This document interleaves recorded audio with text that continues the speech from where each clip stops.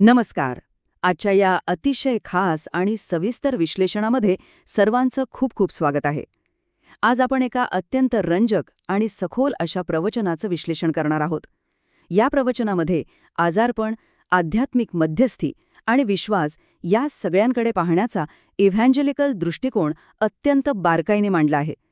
एखाद्या विशिष्ट धार्मिक विचारसरणीमध्ये आरोग्याकडे आणि उपचारांकडे नेमकं कसं पाहिलं जातं हे समजून घेण्याची ही एक उत्तम संधी आहे. चला तर मग वेळ न दवडता थेट या विश्लेषणाच्या खोलात जाऊया. आजच्या या सादरीकरणाचे प्रामुख्याने 4 भाग आहेत. पहिला म्हणजे दैवी संगाईचे वचन, दुसरं आजारपणाची मुळे, तिसरं मध्यस्थाचे कर्तव्य आणि चौथं विश्वास आणि दैवी वेळ. हे 4 मुख्य स्तंभ आपण समजून घेतले की या विशिष्ट धार्मिक विचारसरणीची पूर्ण कार्यपद्धती नेमकी कशी चालते हे आपल्याला अगदी स्पष्ट होईल. तर सुरुवात करूया पहिल्या भागापासून. दैवी चंगाईचे वचन, विश्वासाचा पाया. ह्या प्रवचनाची सुरुवातच एका अतिशय लक्षवेधी मुद्द्याने होते बरं का. इथे रविवारी होणाऱ्या नेहमीच्या प्रार्थनेच्या दिवसाला थेट हीलिंग डे किंवा चंगाईचा दिवस असं नाव दिलंय, जो या संपूर्ण शिकवणीचा मूळ पाया आहे. निर्गम 15:26 मधलं मी तुम्हाला चंगाई देणारा परमेश्वर आहे हे वचन या सगळ्या विश्वासाचा अगदी मुख्य आधार आहे. म्हणजे बघा, इथला मूळ दृष्टिकोन असा आहे की मानवी जीवनात कोणत्याही शारीरिक आजारातून बरं होणं ही थेट परमेश्वराच्या कृपेची देणगी मानली जाते. हा निव्वळ एखादा वैद्यकीय योगायोग नसून ती एक स्पष्ट दैवी तरतूद आहे अशी इथली ठाम धारणा आहे. आता वळूया दुसऱ्या महत्वाच्या भागाकडे, आजारपणाची मुळे का या प्रश्नाचं उत्तर. मानवी जीवनात आजार आणि दुःख नेमकं येतच का, यावर प्रवचनात जे सविस्तर आणि अगदी सूक्ष्म स्पष्टीकरण दिले ते आता आपण उलगडणार आहोत. आता इथे एक रंजक तुलना पाहूया. ख्रिश्चन सायन्स नावाची जी विचारसरणी आहे ती मानते की आजारपण हे केवळ आणि केवळ मानवाच्या पापांमुळेच येतं. पण ह्या प्रवचनात मात्र ही संकल्पना स्पष्टपणे नाकारली आहे. त्यांच्या मते आजारपणाची अनेक वेगवेगळी कारणं असू शकतात. प्रत्येक आजारपण म्हणजे पापामुळे मिळालेली शिक्षा नसते. ही मांडणी खरंच पारंपरिक विचारांपेक्षा खूप वेगळी आणि लक्षवेधी आहे. जरी पाप हे आजारपणाचं एकमेव कारण नसलं तरी ते एक प्रमुख कारण नक्कीच मानले जातं. उदाहरणार्थ, स्तोत्रसंहिता 41:4 मध्ये राजा दाविदाने स्वतःच्या आजारपणात परमेश्वराकडे दयेची याचना केली आहे. पश्चाताप केल्याने आणि स्वतःच्या चुका प्रामाणिकपणे मान्य केल्याने शारीरिक चंगाई कशी मिळू शकते हे या उदाहरणातून अगदी स्पष्टपणे मांडले आहे. आणि मगाशी म्हटल्याप्रमाणे केवळ पापच नाही तर आजारपणाची इतरही अनेक कारणं असू शकतात. जसं की इयोब किंवा जॉबची कथा ही परमेश्वराने घेतलेली विश्वासाची एक मोठी परीक्षा मानली जाते. तसंच तो जन्मजात अंधळा माणूस किंवा लाजरस यांची उदाहरणं सांगतात की काही वेळेस दुःख आणि आजारपण हे एका उच्च आणि देवी उद्देशासाठी येऊ दिलं जातं. म्हणजे थोडक्यात काय, तर परमेश्वराचं कार्य किंवा गौरव जगासमोर यावा यासाठी. यानंतर येतो आपला तिसरा भाग, मध्यस्थाचे कर्तव्य, मदतीची प्रक्रिया. आजाराचा सामना करताना भाविकांनी आणि चर्चच्या प्रमुखांनी नेमकी कोणती प्रक्रिया पाळायची असते याबद्दल एक अतिशय अचूक आणि शिस्तबद्ध नियमावली इथे दिली आहे. ही चंगाईची प्रक्रिया एका विशिष्ट क्रमानेच पार पाडायला हवी.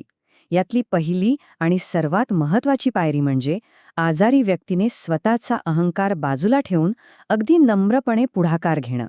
त्याने स्वतः चर्चच्या प्रमुखांना मदतीसाठी बोलावलं पाहिजे. जोपर्यंत आजारी व्यक्ती स्वतःहून मदतीची मागणी करत नाही तोपर्यंत ही चंगाईची प्रक्रिया पुढे जाऊच शकत नाही, असा इथला स्पष्ट आग्रह आहे. एकदा का प्रमुखांना बोलावलं की त्यांच्या 3 अत्यंत अनिवार्य अशा जबाबदाऱ्या असतात. पहिली म्हणजे त्यांच्या मनात सर्वांच्या भल्याची अगदी शुद्ध इच्छा असणं गरजेचं आहे. दुसरं म्हणजे बोलावलं की कुठलीही सबब न सांगता तत्परतेने जाण्याची तयारी हवी. आणि तिसरं म्हणजे तिथे जाऊन पूर्ण अधिकाराने चंगाईचे शब्द बोलण्याचं धाडस त्यांच्याकडे असायला हवं. या संपूर्ण आध्यात्मिक चौकटीत हा नेता किंवा प्रमुख एक अतिशय आवश्यक दुवा मानला गेला आहे. आणि हो, या मध्यस्थांवर जबाबदारीही तेवढीच मोठी आहे. एहेजकेल 34च्या संदर्भातून हे स्पष्ट होतं की जर एखाद्या धर्मगुरूने आपल्या अनुयायींच्या चंगाईसाठी प्रामाणिक प्रयत्न केले नाहीत तर ते त्यांच्या आध्यात्मिक कर्तव्यातील एक अत्यंत गंभीर अपयश मानलं जातं. अशा निष्काळजी वृत्तीचा या प्रवचनात अगदी कडक निषेध केलेला पाहायला मिळतो. आता आपण आलो आहोत शेवटच्या आणि सर्वात महत्त्वाच्या भागाकडे, विश्वास आणि दैवी वेळ पुनर्प्राप्तीचा मुख्य घटक. या संपूर्ण धार्मिक यंत्रणेला चालवणारी आणि माणसाला बरं करण्यासाठी आवश्यक असणारी ही सर्वात मोठी अट आहे. मार्क 6:5 मधल्या वचनानुसार भाविकांच्या मनात सक्रिय विश्वास असणं ही अत्यंत आवश्यक बाब आहे. अविश्वास असल्यास चक्क प्रत्यक्ष दैवी सामर्थ्यालाही मर्यादा येतात, असे हे प्रवचन अगदी ठामपणे सांगतं.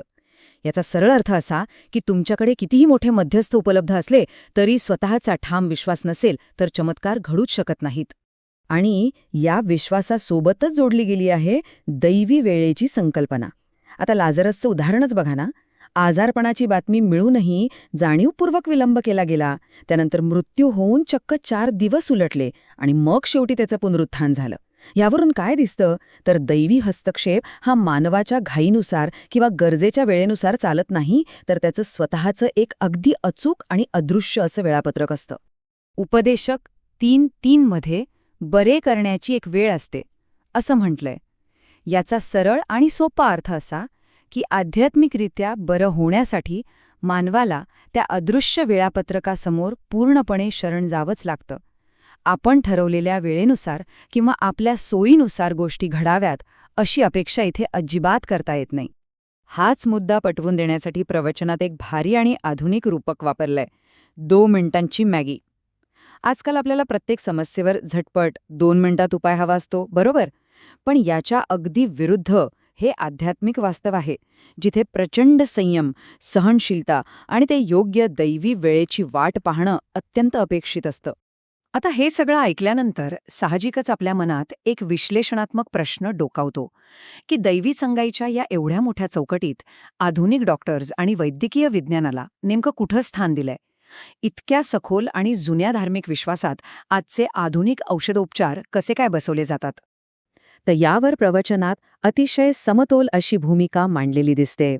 डॉक्टरांकडे जाणं किंवा त्यांच्याकडून आधुनिक उपचार घेणं याला अजिबात विरोध केलेला नाही. ते पूर्णपणे स्वीकार्य आहे. पण मुख्य अट ही आहे की डॉक्टरांचं वैद्यकीय ज्ञान आणि रुग्णाला मिळणारा आराम या सर्वांमागचं अंतिम श्रेय मात्र कायम परमेश्वराच्या शहाणपणालाच दिलं गेलं पाहिजे. तर शेवटी एका विचार करायला लावणाऱ्या प्रश्नावर आपण आज हे विश्लेषण थांबवणार आहोत. झटपट आणि लगेच मिळणाऱ्या वैद्यकीय उपचारांच्या आजच्या या वेगवान जगात पूर्ण संयम बाळगण्याची ही अट एखाद्या भाविकासाठी विश्वासाची सर्वात कठीण परीक्षा असू शकते का? आधुनिक काळातली ही घाई आणि ती प्राचीन आध्यात्मिक सहनशीलता या 2 गोष्टींमधला हा संघर्ष खरोखरच खोलवर विचार करण्यासारखा आहे. आशा आहे की या विश्लेषणामधून तुम्हाला या रंजक विषयाचं एक स्पष्ट आकलन मिळालं असेल.